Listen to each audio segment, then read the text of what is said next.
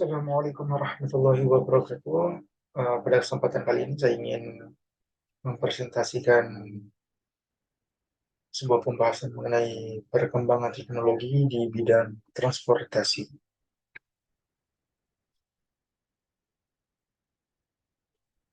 Di sini saya akan menjelaskan 4 aspek utama.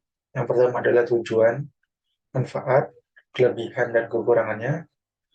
Juga yang terakhir kita akan masuk ke dalam contoh dari pengimplementasian dari perkembangan teknologi di bidang transportasi tersebut.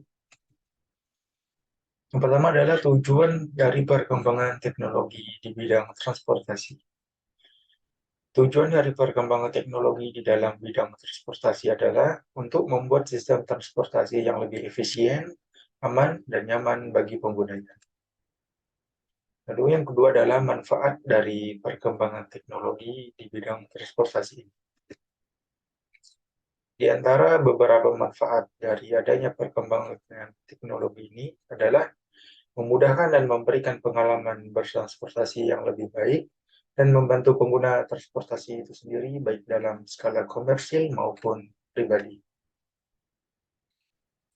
Lalu yang ketiga adalah kelebihan dan kekurangan perkembangan teknologi di bidang transportasi. Di sini ada 3 kelebihan yang saya sampaikan, ingin saya sampaikan. Yang pertama adalah keamanannya. Sistem navigasi dan pengendalian otomatis yang canggih dapat membantu mengurangi risiko kecelakaan dan membuat perjalanan lebih aman. Lalu kemudahan akses. Aplikasi transportasi seperti Uber dan Grab, juga mungkin di Indonesia ada Gojek, membuat akses ke transportasi mudah dan terjangkau bagi banyak orang. Lalu dampak lingkungan yang lebih rendah.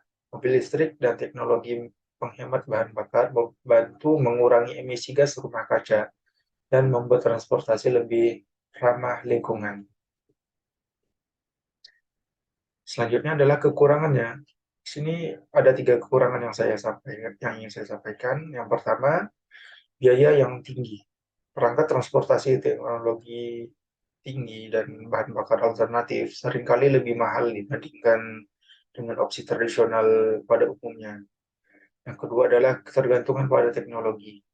Sistem pengendalian otomatis dan navigasi membutuhkan ketersediaan teknologi dan jaringan yang handal, yang dapat menjadi masalah saat teknologi tersebut gagal. Lalu yang terakhir adalah kecurangan dalam aplikasi transportasi. Ada kasus-kasus kecurangan dan diskriminasi terhadap penumpang atau pengemudi oleh aplikasi transportasi seperti Uber dan Grab. Yang terakhir, pembahasan mengenai contoh pengimplementasian dari perkembangan teknologi ini. Contohnya, seperti mobil listrik, banyak produsen mobil yang sedang berinovasi dan mengeluarkan mobil listrik yang lebih efisien dan ramah lingkungan. Mobil listrik ini menggunakan baterai dan motor listrik sebagai sumber daya, sehingga mengurangi emisi gas rumah kaca dan meningkatkan efisiensi bahan bakar. Contoh mobil listrik yang mungkin sudah terkenal adalah mobil listrik pada mobil Tesla. Juga beberapa produsen juga sudah mulai menerapkan bahan bakar listrik sebagai bahan bakar alternatif setelah bahan bakar tradisional pada umumnya. Lalu sistem navigasi dan pengendalian otomatis.